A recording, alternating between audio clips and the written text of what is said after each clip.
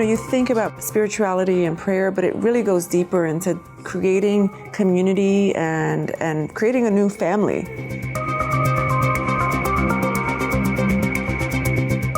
So we've been hosting various activities in the neighborhood, children's classes, devotionals, and different things to incorporate, to bring spirituality into people's lives.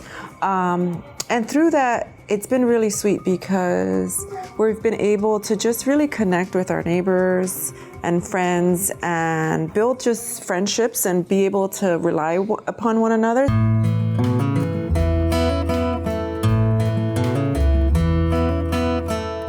I've always been drawn to service, but my capacity is deeper and more focused. Like I'm more available, more willing. So I think there's just a stronger commitment to service. So that's the big change. What is it, Carlo? Yeah.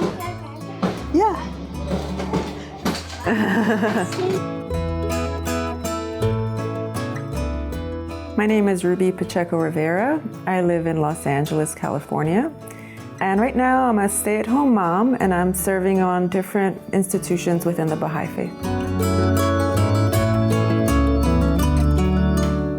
I was born in 1977 in Philadelphia, Pennsylvania. I'm of Puerto Rican descent, so my parents were both born in Puerto Rico. My parents met in Puerto Rico, and actually my mom's entire family moved to Philadelphia, and my father kind of followed her there, and they were married in Philadelphia, and that's where my brother and I were born and raised.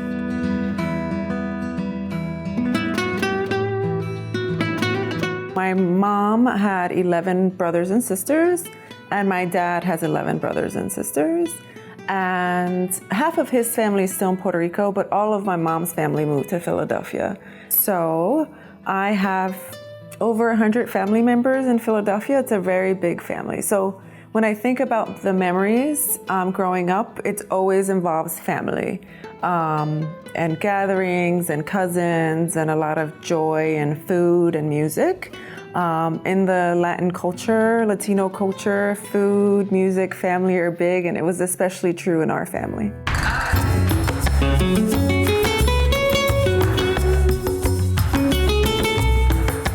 Puerto Rico is part of the United States.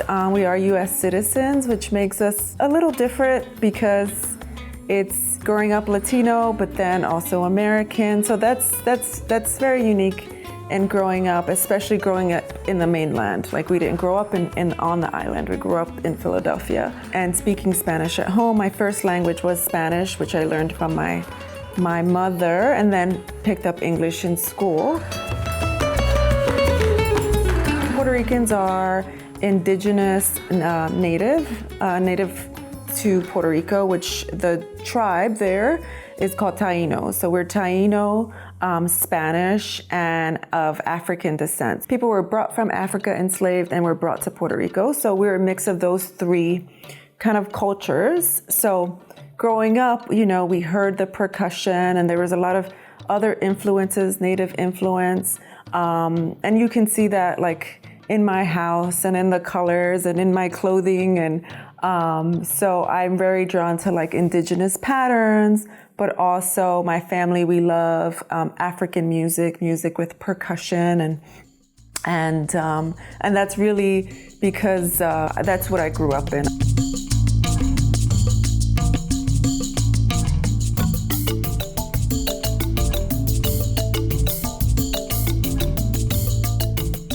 I didn't grow up with my parents taking us to church. And then growing up, I would go to Pentecostal Christian church with my aunt.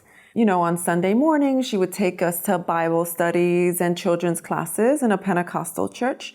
And then I stopped going, so I did that a couple years, maybe like elementary school. And then I started going again later when I was in high school by my own choice. A lot of my family members were going to this one Pentecostal church that was in my neighborhood. So I said, sure, I'll go on a Sunday and see family. And I just always remember going and thinking it was nice, but never feeling like this strong connection, never really wanting to be super involved. But it was a nice place to be. The music was great, and I got to spend time with family.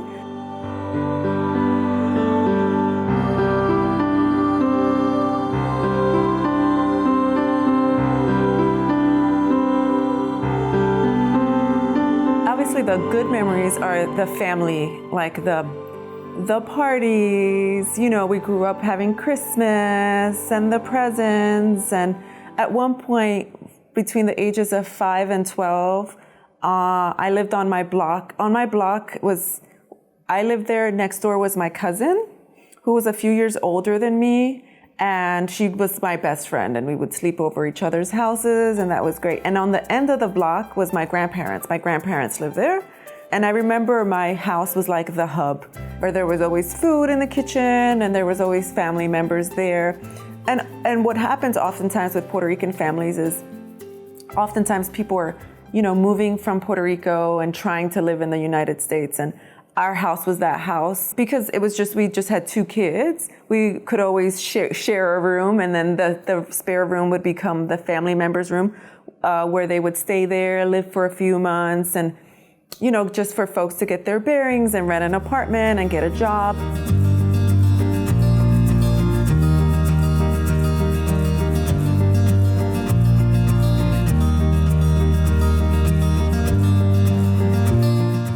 I grew up in a very low-income neighborhood. My mom was a stay-at-home mom. My dad was blue-collar. Both didn't have advanced educations at all. They left Puerto Rico when they were teenagers, got married. My mom got married at 17, had me at 18, and my dad was in his early 20s. So neither of them finished high school even. And then they moved to the States, and then life just started.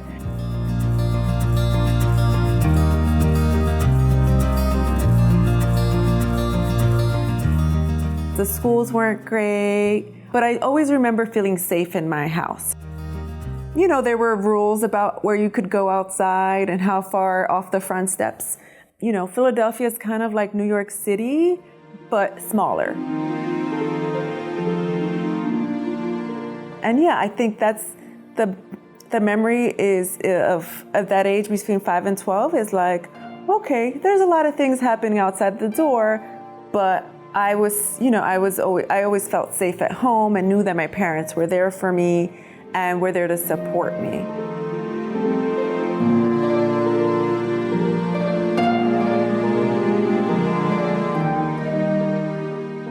And I was really fortunate that although I was in a low-income neighborhood, quickly, I was identified as gifted.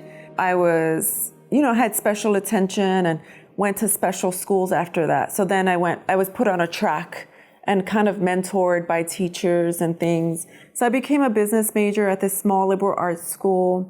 And it was great because I was really able to kind of nurture the things I was interested in. I was interested in multicultural kind of affairs and diversity issues. And so I started a Latino association, right, to kind of just teach the campus about Latino culture and to be there for other Latino students with backgrounds similar to mine, where this environment of a university environment was new to them.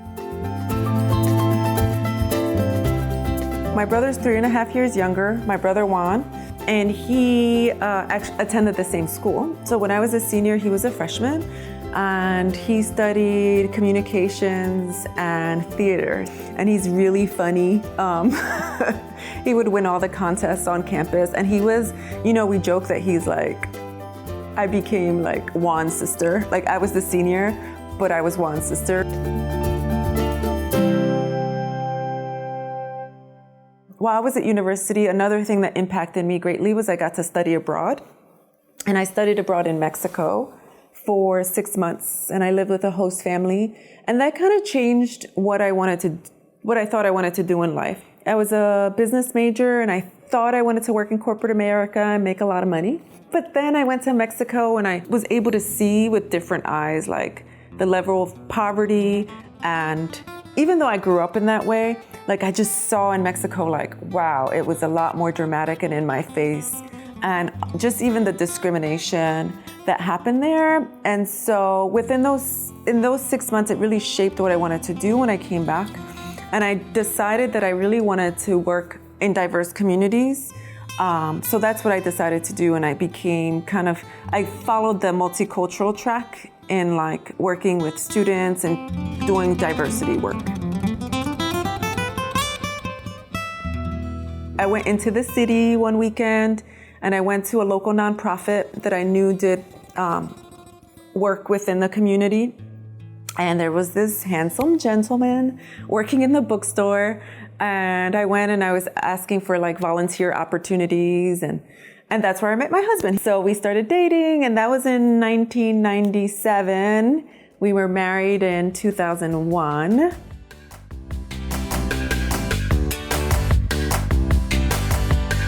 And then later, that same organization is really dear to us because we met there. I became a board member, and he, after that, worked for them for different, like teaching dance and different children's programs.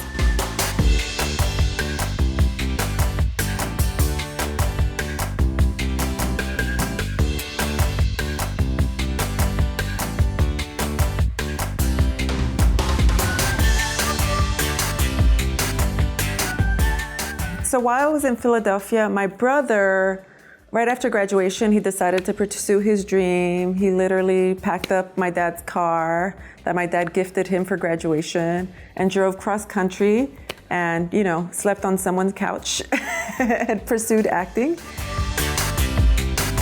Here he met his wife, Akia. He had shared my wife, or my soon-to-be wife, is a Baha'i. At that point, I had never heard the word.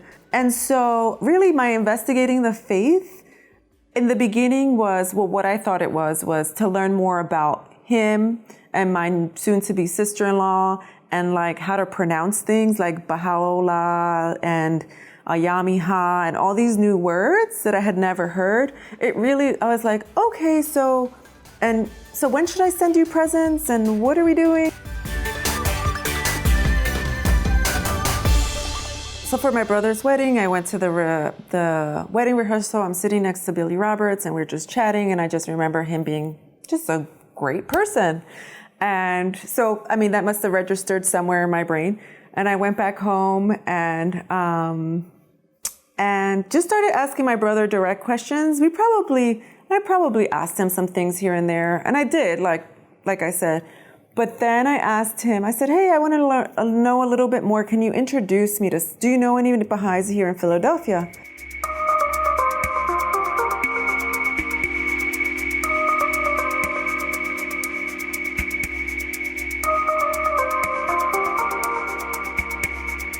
The first friend he introduced me to, I remember I went to brunch with, and she was there. We met once, and we talked about the faith.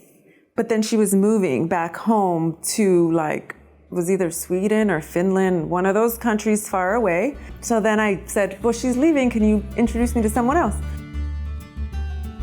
He reached out to Billy, and Billy sent me a couple books. And then he introduced me to a gentleman named Nason who lived in Philadelphia. And so we started meeting on a weekly basis. But then he was transferred. He was an ER doctor and he was moving to Florida. And I was like, oh. And we had been meeting probably 2 months every week. So then he left. And shortly thereafter, my husband got a call for a job opportunity in Los Angeles. And we moved. I never thought we would leave Philadelphia. We had our house there. We had one child at that point. My son was 4. And 6 weeks later, we were here. My brother happened to be working in New York when we arrived, so he wasn't there to greet us. And I remember Naime, who's a Baha'i, and she went and picked us up at the airport. Who does that? And I was like, what? And so she picked us up at the airport. She took us to our new place. And then I remember all of our belongings were delayed by 5 days or a week. And so then we needed sheets and pillows and air mattresses, and all the Baha'i friends, like literally were like, what do you need? Da, da, da. And we had become friends with Baha'is because we were visiting my brother, right? For like once a year, maybe for at least 5 years. So we knew all of my brother's friends and we knew they were Baha'is.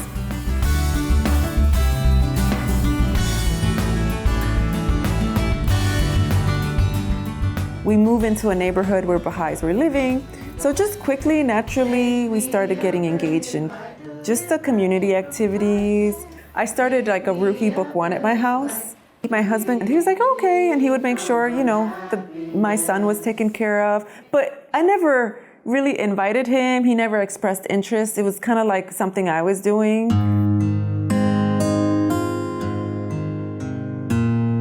I went to see my brother. My brother was speaking at the Baha'i Center. They have speakers on Sundays. It's a Sunday devotional. And they usually have a speaker talk about a topic.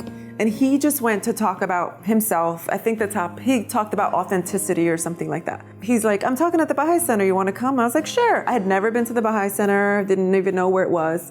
And then I met someone there named Truett White. I talked to him, I said, I want to study, I want to learn more, I have questions. And so we started meeting once a week at a restaurant. And it turns out that man, Truett White, this house that we're in, that I own, is his family home. So he passed away a few years ago. He actually passed away right before we declared. He passed away in December and we declared in April of 2012. For me, I was a business major. It was like I wanted to understand the dates and the facts and who Baha'u'llah was and who Abdul Baha was and kind of like the chronology and I wanted it to all logically make sense, right? And I felt like, I don't know, that was my process.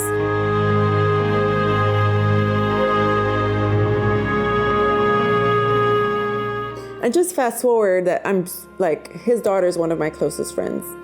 And that after his passing, his wife was looking to sell the house and move in with his daughter back east and wanted to keep, just keep the house within family, and make sure Baha'i activities continued.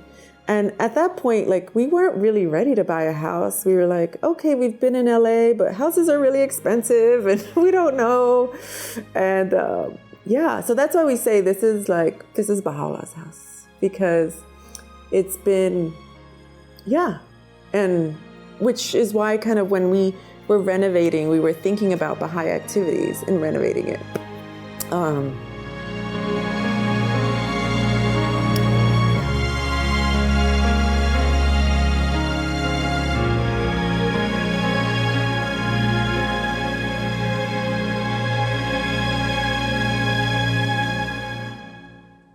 My husband and I were social drinkers.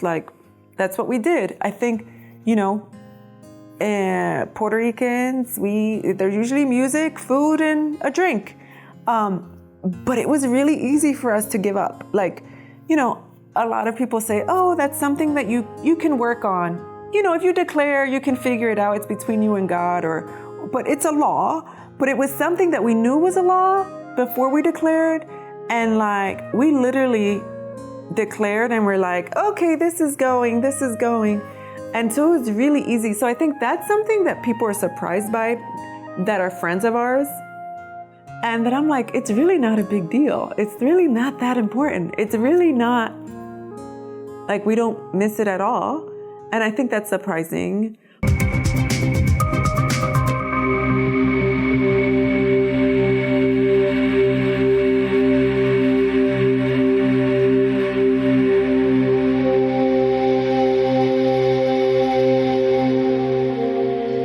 It doesn't matter what happened to you in the past. If you're searching, the answer will come to you like a breeze.